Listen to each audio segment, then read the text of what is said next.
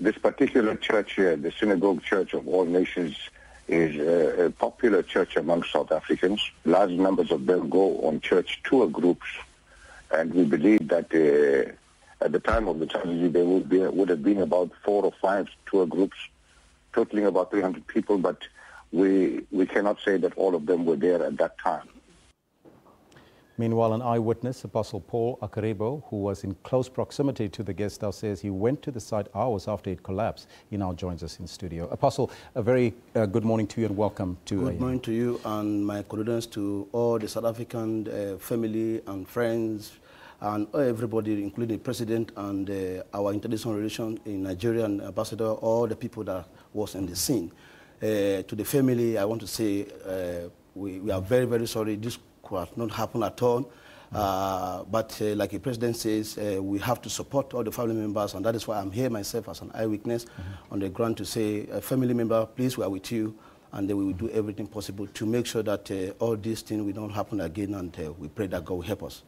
You said you were hours when you arrived on the scene. What prompted you to go to the scene in the first place? Myself, I'm a beneficiary. First and foremost, I'm a pastor. I'm a pastor of Harvest Ministry.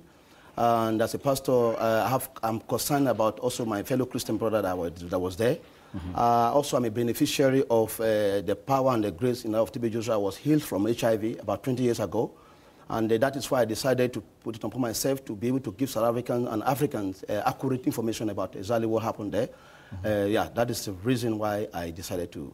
What did you see when you arrived on the scene? When I arrived, I see people of all races, Christian, Muslim, everybody, market women, pastors, clergymen on the street, helping to evacuate the people, to bring out people alive. And I see a lot of people coming together to assist the situation. And that is why I'm very, very interested and happy to be able to educate people about the misfeeling of, what really happened there. So was the emergency services on the scene when you arrived? I'm telling you, I'm so impressed. I was calling South African to see how we can send equipment, but I was very shocked. The governor of Lagos State was there immediately. The ambassador, High Consulate in Lagos was there. A member of intelligence were there. So the emergency services was on the ground immediately. And like you know, Prophet Musa is an international person that everybody knows all over the world. So everybody, including consortium company, individuals, state government, federal government, were all on the ground to support the Now, reports first suggested that it was a church that collapsed, but it was actually the guest house, wasn't it? It's one of the guest house. But we thank God because at that time, many of these people are already in the prayer hall to pray. And only, we are still waiting for accurate information. Only few of us, some of my source members, actually brother was involved. And then when I got there, I find out he is fine. But the only thing I didn't manage to do is to visit the hospital and things like that. But I felt it's important for me to come back to South Africa quickly and to be able to encourage those who are affected. When did you fly back into South Africa? I fly back yesterday. How far is the church in relation to the guest house? It's just like from here to this lady here. Yeah. So it's just next door. It's just not next door. 10 meters or so. 10 meters, even less than 10 meters. Yeah. Now, did you know at that point in time when you arrived that South Africans were in the building, or what did yes, you know? I know that South Africa are in the building because I know that some groups from South Africa were going to be there. And when I arrived, first of all, I concerned about the foreign national that was there. And when I got to know some of the people that I know that they are okay, I'm so glad. And we're praying for others, people who might be involved, that we're still locate where they are. And I believe by the grace of God, we will overcome this. All of us together, like yourself in the studio and everybody here, everybody was shocked. I'm very shocked the way the President spoke this morning and even yesterday. And the whole South Africans, you know. Yes. So it can happen anywhere in the world. It can happen to anybody. But we have to just stand together and make sure that we eradicate this kind of tragedy in our continent. Now, there was also suggestions and reports that the guest house was under construction. Is that true? Capital no. Capital no. That guest house It's not under construction. I was there myself. I climbed the building. I saw everything. That guest house is not in any under construction. He has just finished constructing the house, brand new house. And let me tell you, I've known Prophet Joshua for about 20 years. I received healing there. And then he doesn't joke with life of human being. You can remember that he was in Haiti when the Haiti disasters. He was in Iraq. He was in everywhere, sending a team of people all over the whole world. So he is concerned about people life. So it's not in any way construction, people in the house and the construction in the house. No. That is the reason why I decided to come here. It is not under construction. This is an attack, which all of us have to fight against. And using the power of the media, I know we overcome it. Now, TB, the apostle did say that he indicated that there was flights over the building a few days before the collapse of the building.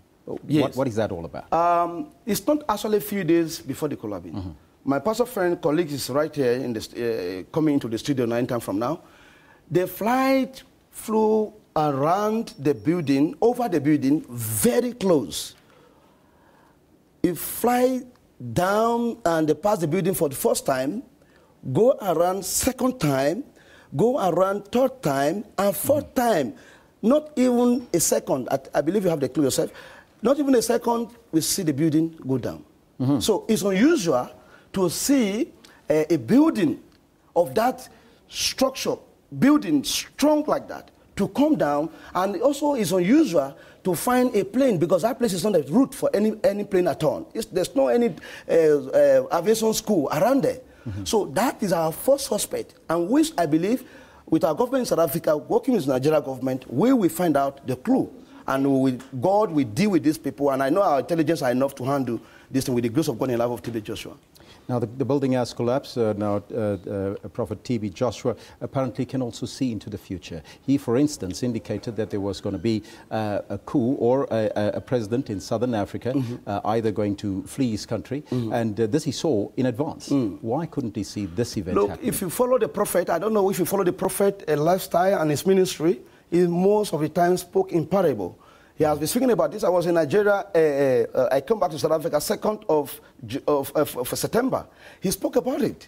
He said he has received some messages like email from some of these terror attacks that said we want to repent from our terror activities. But because of the kind of caliber of person he is, he decided to let the security agent do their work, and he's doing his work in prayer. It's not as if he didn't see it. It's not as if something that is surprise to him. But as a man of God, always in prayer and keep on praying for such things not to happen. But I don't want us to go back to those who are saying a lot of things about his prophecy and stuff, because we will not finish this interview today. But I want all of us to come together as a South African, including you as a press men and women. Let's fight this terror attack anywhere. It can happen anywhere in the world. I mean, we have car accident, we have buses having accident, fire burning places. So this is just an attack, just like one of those. Pastor, just very quickly. Yes. Why is it that so many people follow TB Joshua? TB Joshua is one of those great prophets God sent every 2,000 years. At the time people were afraid of HIV, I was one of those people that God used TB Joshua to heal from HIV. Not only me, I have record of over 5 million people that have been there in synagogue that have received, most of them received healing. In fact, most people, like Julius Malema was there, our own former wife of the President Nelson Mandela was there. Many notable people around the world was there because they observe him very closely and they know that there's exactly something special on him. So it's like a magnet, a love, kind of special love. And his message to the whole world, why I said God sent him for a reason, is that his message that I love so much, he said, let love lead. Let love lead. Love your neighbor. Your neighbor can be anybody. It can be you, it can be Muslim, it can be Christian, it can be anybody. But love them. And that is the message of God. God is love. And if I say I love you, I recognize God in you, whether you're a Christian or not. But there is suggestions that this particular pastor, TB Joshua, is a con man. What do you say to that? Is what? He's a con man. Practical and capital lies. They are liars. Let us go to South Africa today And let us make an announcement of those who have benefited from Prophet TB Joshua. Millions of them will tell you, if not over 25 or 30 million South Africans have been there, including our top officials, including our international people all over the world. So I totally disagree with them, and then they must ask God to forgive them. I love TB Joshua for one thing. His message of love is what is carrying all of us along. That's Pastor, why we love him. Thank you so much for joining us here on Studio. For your time, and I pray that you handle this properly and help the family that is involved, not to make things worse, but we have to come together and fight this. Pastor, thank you so much. Thank you so much. That was a witness on the scene. That was Pastor Paul. He was joining us here in studio. Now,